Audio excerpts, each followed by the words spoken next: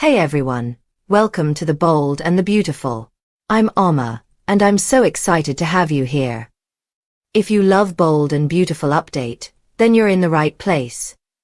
Make sure to hit that subscribe button and turn on notifications so you never miss a video. Alright, let's dive right in. You ever have one of those weeks where life just feels like it's crashing in from every side? That's where I am right now. I'm standing here, holding on to this little velvet box with a ring inside, knowing I'm about to ask Hope to marry me again. But at the same time, I can't stop thinking about my brother Will. He's breaking right in front of me. Luna's convinced he's the father of her baby, Electra's pulling away, and he's hanging on by a thread. And here I am, torn between saving him and fighting for my own second chance at love. This is the story of the hardest choice I've ever had to make, between family, heartbreak, and the hope for a future I'm terrified to lose. I don't even know where to start, because the last few weeks have been a blur of emotions, mistakes, and those quiet moments where you sit in your car long after the engine's turned off, just staring at the steering wheel, wondering how life spun so far out of control. My name's Liam Spencer, and if you've followed my life even a little, you know that nothing about it has ever been simple. I fall in love too easily, I make promises I can't always keep, and sometimes I don't even know if I'm fighting for what I want, or for what I think I should want. But tonight, sitting here in the Forrester showroom while they prep for yet another fashion show, I can't deny the thought running through my head. I might be about to propose marriage. Again. To Hope. It sounds insane when I say it out loud, even just in my head. We've been through everything you can possibly imagine. Betrayals, reunions, heartbreak, children, and more tears than I care to count. And yet, when I see her, when I watch her brushing Beth's hair before a daddy-daughter dance, or when she looks across the room and gives me that hesitant smile, it all comes back. The part of me that still believes in us, that believes we're worth one more chance. But this time, it's not just about me and Hope. It's about Will too. My half-brother has been drowning in misery, and honestly, it's like watching someone suffocate slowly while you're powerless to do anything. Will always had this spark, this confidence that came from being Bill Spencer's son. But now, that spark's gone. Ever since Luna came back into the picture, his whole world has collapsed.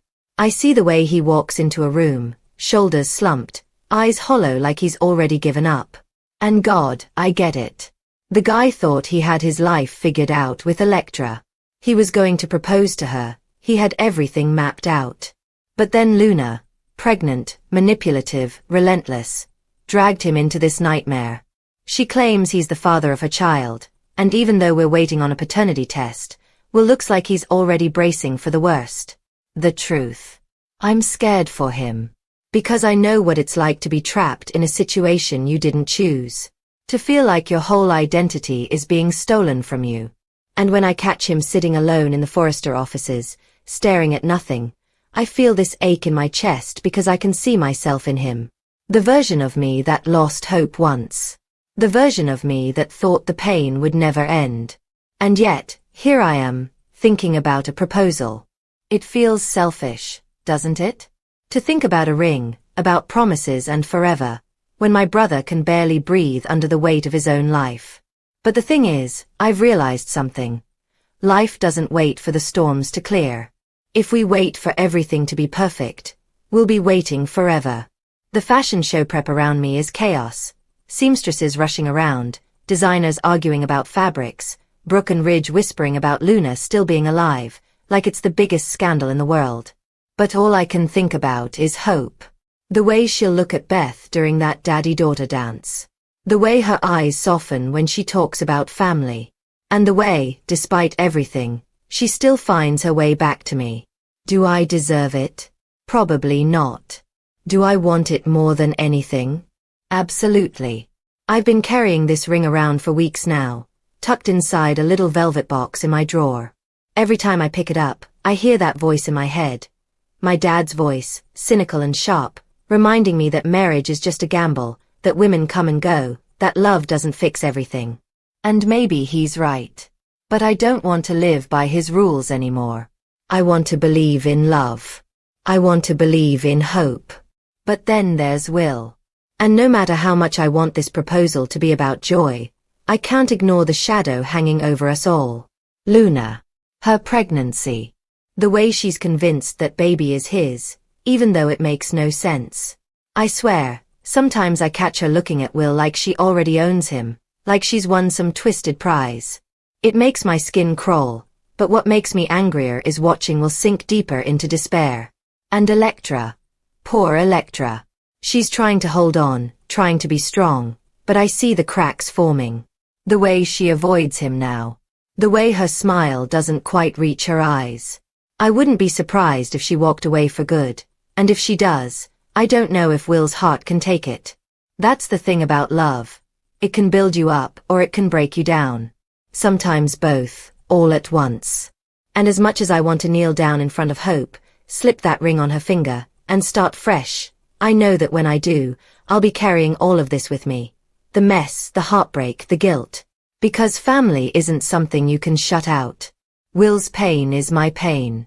His misery is mine. I don't know how the next few weeks will unfold.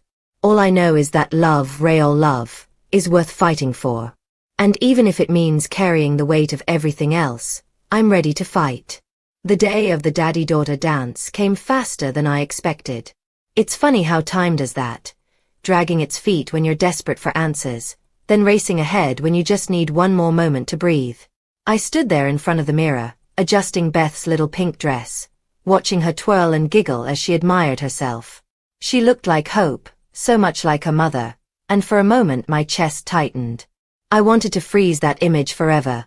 Beth's smile, her innocence, her tiny hands clutching the hem of her dress as she asked me if she looked like a princess. "Daddy, do you think Mommy will like it?" she asked. I crouched down to her level, tucking a loose strand of her hair behind her ear. "Sweetheart, Mommy's going to think you're the most beautiful princess in the whole world. Just wait until she sees you." And in that second I knew. I wasn't just proposing to Hope for myself. I was proposing for Beth. For our family. For the chance to give her that storybook ending she deserved, even if I wasn't sure I was worthy of it. But while Beth's laughter filled the room, my phone buzzed on the counter. One glance at the screen, and my stomach dropped. It was a message from Will. Just 3 words. "I can't do this." I didn't even think. I called him immediately, but it went straight to voicemail. That cold panic spread through me, the kind that makes your hands shake and your mind spiral into the worst possible scenarios. Will had been teetering on the edge for weeks, and those 3 words, they felt like a goodbye. I told Hope I needed a minute, kissed Beth on the forehead, and slipped outside. The night air was cool, sharp against my skin, but it did nothing to calm me down. I called Will again. Nothing. Texted him. Nothing. And that's when my dad's voice came back to me. Not the cynical one about marriage, but the harsh one, the one that used to bark at me when I was younger. "You're a Spencer. You don't quit on family. You don't run away. You fight." So I drove. Fast. Every red light felt like an insult, every slow driver a roadblock keeping me from getting to my brother. My thoughts kept circling the same question. What if I was too late? When I finally pulled up outside his apartment, the lights were off. My heart was pounding so hard I thought I'd pass out. I banged on the door, yelling his name, until finally I heard footsteps and the lock clicking. Will opened the door, and I'll never forget what I saw. His eyes were bloodshot, his hands shaking, and there were empty beer bottles scattered across the counter. He looked like a ghost of himself. "Liam." His voice cracked, like he hadn't spoken in hours. "I can't do this anymore. I can't be the guy who ruins everyone's life. Electra's slipping away from me, Luna's hanging over me like a curse, and now I might be a father. To her kid. Do you know what that feels like?" I stepped inside, shut the door behind me, and put my hands on his shoulders. "Yeah," I whispered. "I do. I know exactly what it feels like to think you've lost everything.